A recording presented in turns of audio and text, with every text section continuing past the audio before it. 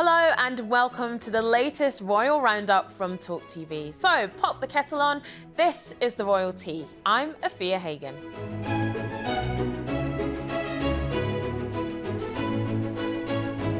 Coming up today, Prince William vows to go a step further than his family and bring real change. Did the King remove Harry and Meghan's security to keep the couple under control? Plus, we look ahead to Omid Scobie's new book, Endgame, as he promises a penetrating investigation into the current state of the British monarchy. Now, joining me to discuss all of that and much, much more are Newsweek's chief royal correspondent, Jack Royston, and the Evening Standard's royal editor, Robert Jobson. Hello, nice to see you. Hi. Now, Prince William said the climate crisis has become too visible to be ignored as he revealed the 5 Earthshot prize winners in Singapore this week. A successful Earthshot, do you reckon, Jack? Tell us. I think he'll be pretty happy with a lot of it. There were some great winners. You know, there was one which was about electric car batteries, making them more environmentally friendly. I love that. I drive a hybrid, so that's great for me. Very much on the team there. I think he might have got slightly less coverage than he was hoping for back in Britain due to the state opening of Parliament, which I'm sure we can talk about a bit later. But I think he would have wanted to get some really good, solid front pages, ideally. So he might have hoped for a little bit more, but he then gave this very important interview to the journalists who were out there afterwards, and I think that was a big part of where the action actually wound up being. But one more point on Earthshot, I thought he was there with Hannah Waddingham from Ted Lasso, who I thought looked incredible. She wore this kind of strapless green gown. It was fantastic. I mean, Hannah just looks great in everything. But do you think, Robert Jobson, that we saw Prince William in his element without Catherine? She was at home looking after the kids, but he really did seem to be in his element and gave that very revealing interview, like Jack said. I thought it was a bit of a brush by it, to be honest. But I thought I was with him in New York, where he was there for drumming up the cash, which is what it was all about. And he was putting himself out there, you know, going halfway up to his waist in the Hudson and doing all the things, mingling with the high rollers, the big billionaires. And that was where the money comes from Earthshot.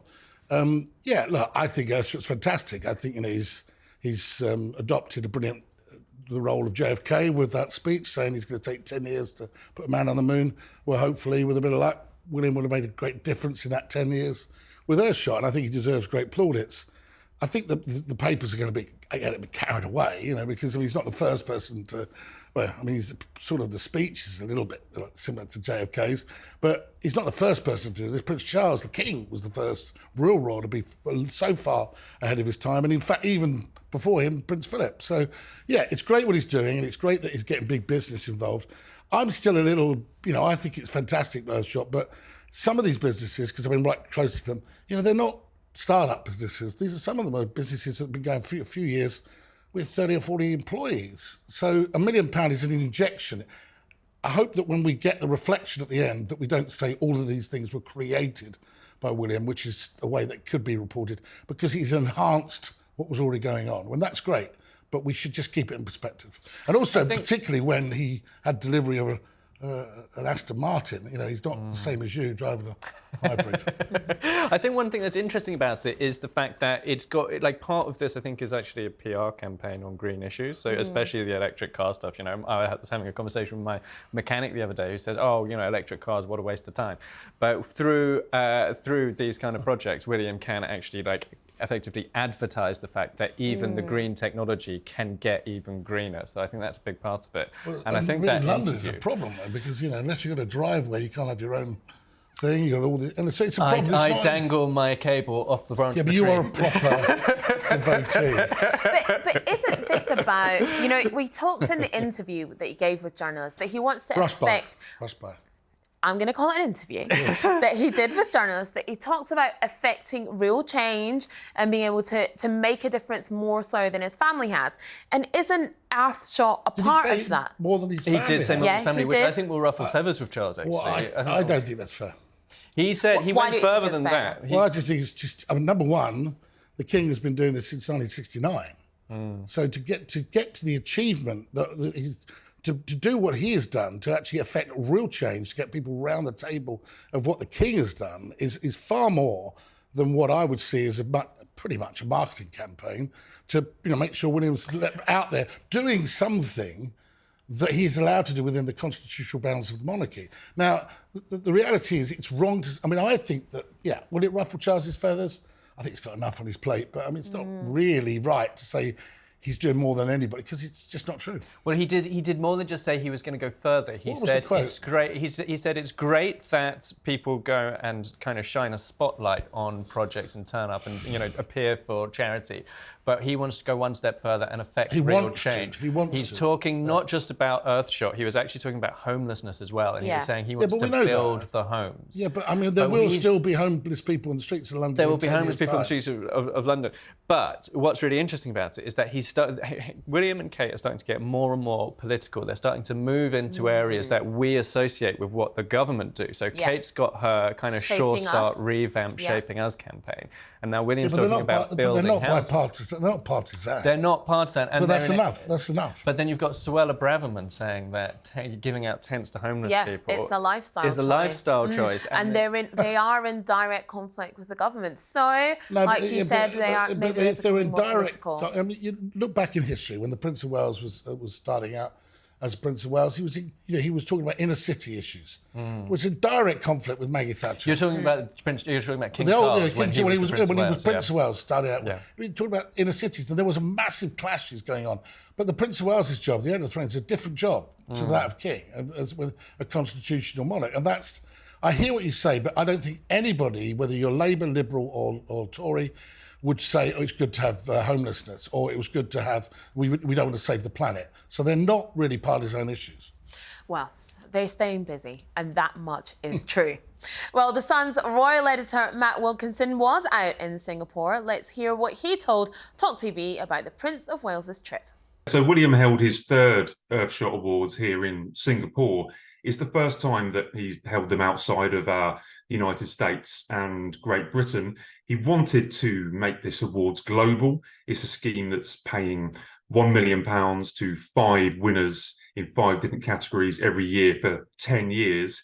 And these groups, they come from all around the world. So he's brought Earthshot Prize to Singapore. He's tapped into some of the local innovation here, some of the skills, some of the technology. And he's brought together the 15 finalists for a big workshop week where they got to meet together, meet financiers, trade tips and secrets. And his whole aim for this was to not just concentrate on the British side of things and the American side of things, but really spread it around the globe, get more people interested into this project that his aides have described as his Super Bowl moment. Every year he's going to have this big prize giving. And I was there at the theatre last night. It was very thrilling. It was very exciting. We had David Attenborough made a video appearance. We had music from Bastille and One Republic, and William made a very heartfelt speech. The important thing about Earthshot Prize this year, it did lack a little bit of the glamour. We had no Princess of Wales, we had no David Beckham, we had no Joe Biden, for instance, that we have had in recent years. But it was about the projects, it was about the optimism, and all the focus was on these innovative projects from around the world and how they were actually setting out to put their projects into work so that they can combat climate change. So it's very much a focus more on these good causes that are now getting the £1 million rather than be distracted with many celebrities. Thanks to Matt in Singapore, and you can hear the rest of that interview on the TalkTV YouTube page. Meanwhile, Harry and Meghan caused a stir after taking a private jet to Las Vegas for a Katy Perry concert. Now, is the criticism fair given their stance on the environment, Jack? You know, Harry is part of a green tourism company. They've talked a lot about green issues. They took a private jet to see Katy Perry, took a private jet a couple of weeks ago as well to go on holiday. Is it fair that they are getting criticism for this? It's fine for people to criticise them for it. I think part of what they got out of this particular private jet ride was as much the fact that they actually shared it with some A-list celebrities like Cameron Diaz, which I think they will have loved this journey as much for that positioning as for the fact that they got to travel in, in the lap of luxury. But it is always fair to draw attention to the way that people choose to live their lives at the same time as telling the rest of the world how we should do things. It actually, the bit where Harry tells us to be more green is the good bit, and the bit where he flies by private jet is the bad bit. So I'm absolutely not in favour of people saying that he should stop talking about the environment. It's important to talk about the environment. He probably should have flown commercial, but if he had flown commercial, him and Meghan wouldn't have been photographed, saying hello on the runway with Cameron Diaz and all of those kinds of things, which was good for their brands. That's true. Robert, what do you think? Is the criticism fair? Well, it's rank hypocrisy. That's what it is. I mean, but look, I agree with Jack, actually, that whilst he's talking about environment, that's great, helping to save the planet. But don't lecture people on the planet if you're going to jump in a private jet every 5 minutes, because it doesn't wash. People look at it and think, well, do what I say, not what I do. And so it's hypocrisy.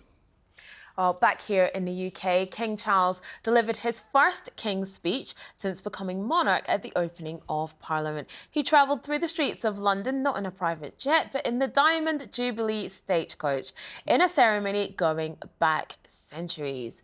Jack, what did you make of this speech? Now, this is his first speech as the monarch. He did give one last year in place of his mother, Queen Elizabeth II, who wasn't well. And last year you could really see the emotion on his face, I think. He looked very moved. I think he knew the significance of what he was doing, because this is a constitutional function when it's state opening of Parliament.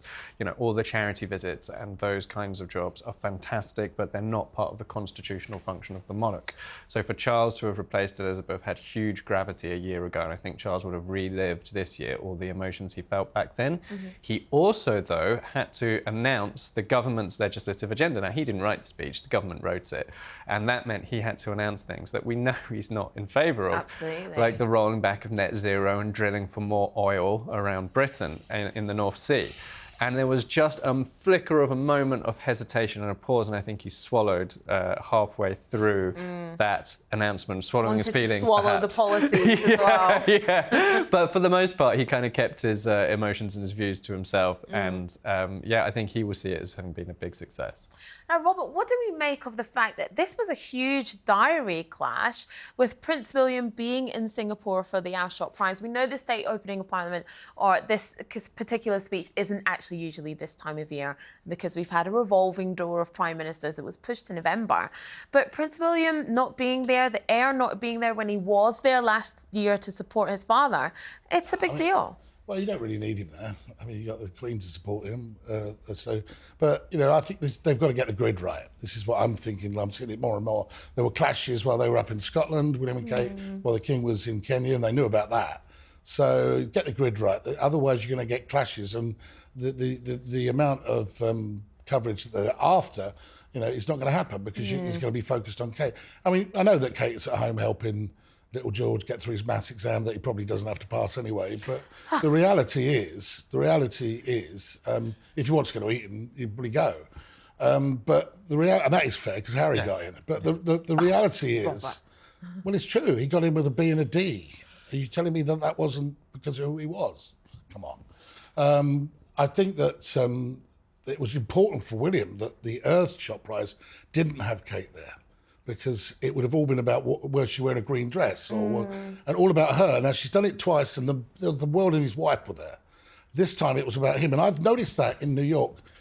He was really putting on a show that was about his agenda, his solo agenda, and he wanted to really focus on the issues. He had bilaterals as well, but when he was with the money men, he dropped the line about, I went for a jog in Central Park, which was quite a good line. It should have been filmed, and it would have been all over our channels, but it was great stuff, but it was about him. And at no stage did it mention Kate. Now, I'm not saying there's a competition there, but it's us that create that, the media. Yeah. And we would have created all about it. It wouldn't have been William on the front page.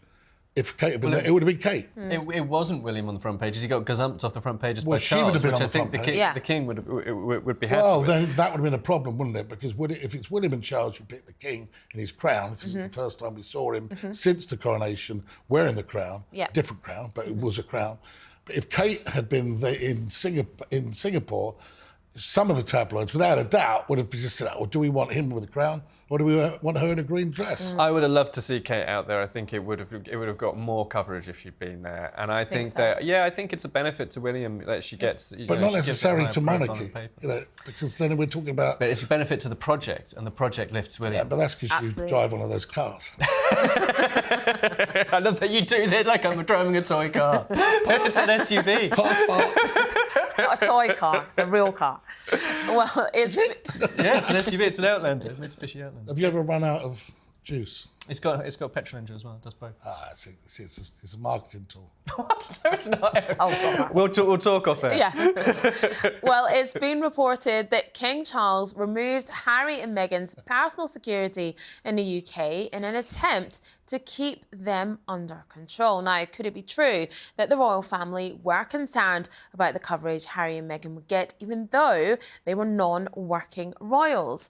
Robert, do you think that's a concern? Well, he doesn't pick who has the royal protection. It's a decision taken by the Commissioner of Police of Scotland Yard. So whoever reported that is talking nonsense. So it's RAVEC, which is a committee of the Home Office, and it does have household members sitting on it. And Harry has been on this kind of legal quest to try to find out exactly how much of a role they might have played. But this is clearly someone's take on it, and we don't know whose it is. I mean, it was a huge story. Ultimately, the tick comes from the Commissioner of Police.